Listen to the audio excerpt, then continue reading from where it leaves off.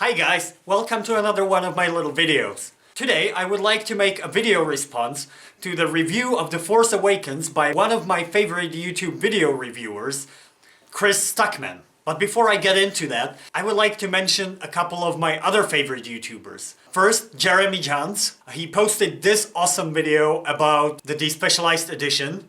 So I wanted to say thanks, Jeremy. Go watch his channel. He makes some awesome film reviews. The second thing, I already mentioned in one of my previous videos that I was a big fan of the Screen Junkies. And last week, Dan Merle, the Movie Fights champion, actually gave Despecialized a shout out on Twitter. And I tweeted back at him to say I was a big fan. And we exchanged a few messages. And all I'm gonna say, if you are a Screen Junkies Plus subscriber, if you're not, you should be. Make sure you watch Monday Night Raw this week. And now to my Chris Stuckman Force Awakens review video response.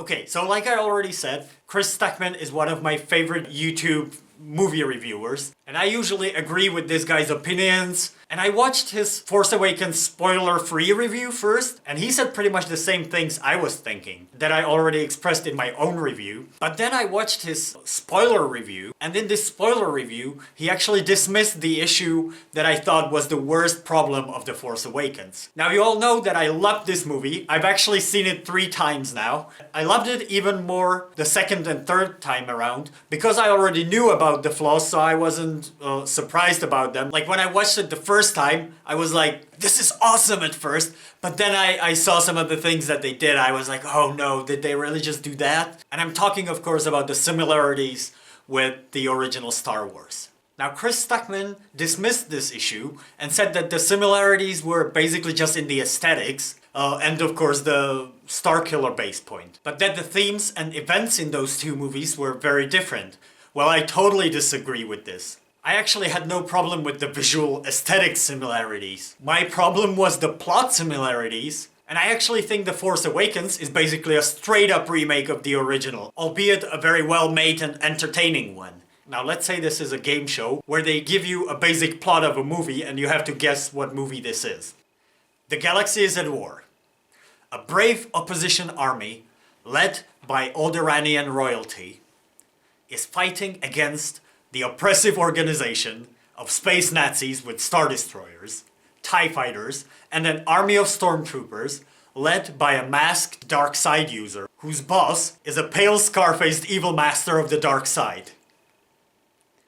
Meanwhile, on a backwater desert planet, our young main hero finds a cute little droid who's on the run from the space Nazis because it's carrying information vital to the opposition, and our hero vouches to deliver the droid to them, and they manage to escape the desert planet aboard the Millennium Falcon.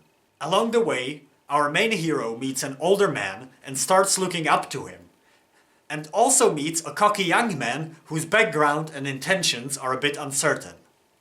This journey leads our hero to discovering the Force and their own sensitivity to it.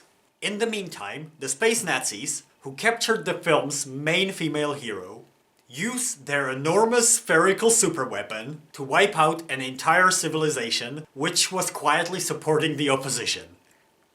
During a daring rescue mission to save the captured female hero, she takes charge of her own rescue, and the older mentor character lets himself be killed by the masked villain with whom he has a close pre-existing relationship.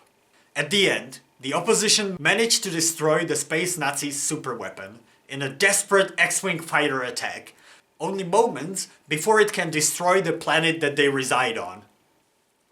Now, was this the plot of Star Wars, or was it the plot of The Force Awakens? And it borrows some little bits of The Empire Strikes Back and Return of the Jedi. Like Rey discovering her Force powers is more Luke in The Empire Strikes Back than in the original Star Wars.